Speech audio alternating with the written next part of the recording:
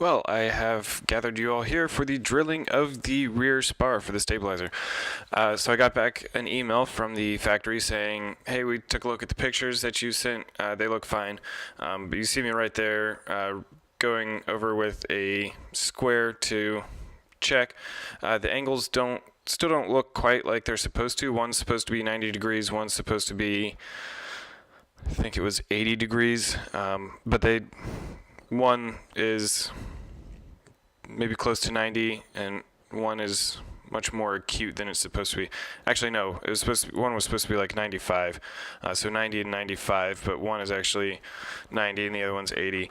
But the factory said, good to go ahead with it, so I did.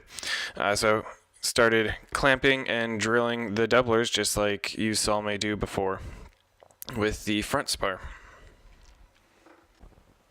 I'll be honest with you guys, with these videos, I'm definitely shooting for quantity over quality. They obviously aren't professional quality videos, and they're only going to get a little bit better with practice.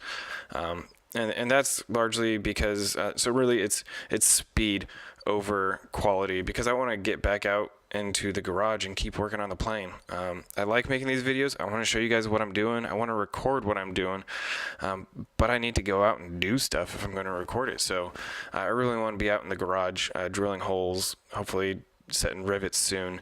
And so I'm going to try to make these videos as quick as I can. I'm wasting a morning doing these voiceovers. I do all of my video editing over lunch breaks at work so that I can work as much as possible in the garage while I'm home and spend time with family, obviously. But just to let you guys know what to expect. You can see that I'm back to using the cordless drill for now.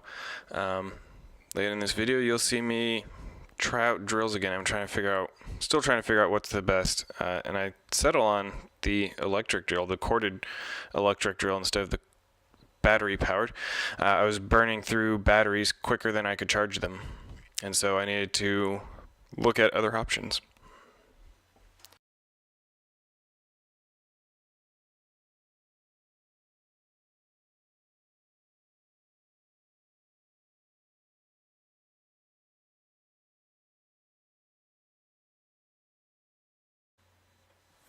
As I've said before, building an airplane is a lot of doing the same thing over and over and over and over again. So I just finished drilling those holes, clamped on the other doubler, and now I'm drilling some more holes. Here I pull out, I went and found my wife's old corded drill, plugged that in, got things worked out, and decided to start using this for a little bit. I found out that it was a lot louder than the battery powered drill, so I had to turn off my audiobook. Sad day.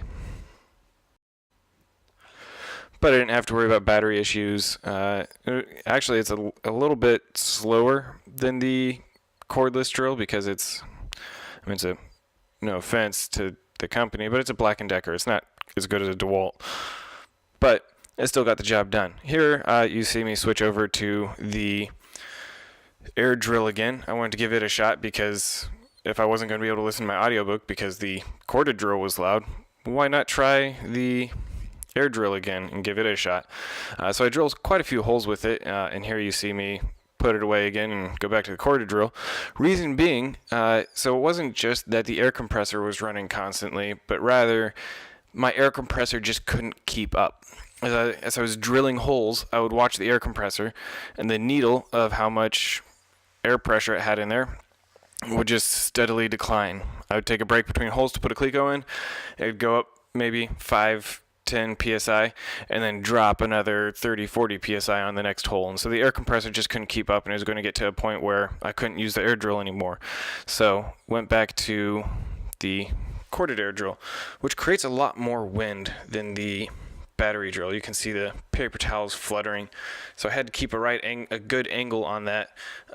If I put my hand in the wrong spot or put it angled the wrong direction, it'd blow all the scrap aluminum all over the garage, which was just annoying.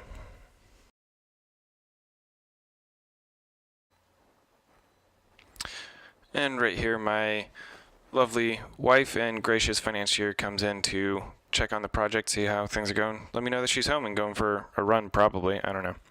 It was a couple days ago. So this video is just lots of more drilling. I mean, that's your life building an airplane. Drill, drill, drill, drill, baby, drill. So you guys got to see more of this. Hopefully, maybe you watch it all. If you did, thanks for sticking around. Next time, I'll probably talk about deburring. I'll show you guys my deburring tool and show you what it's like to deburr. So see you next time.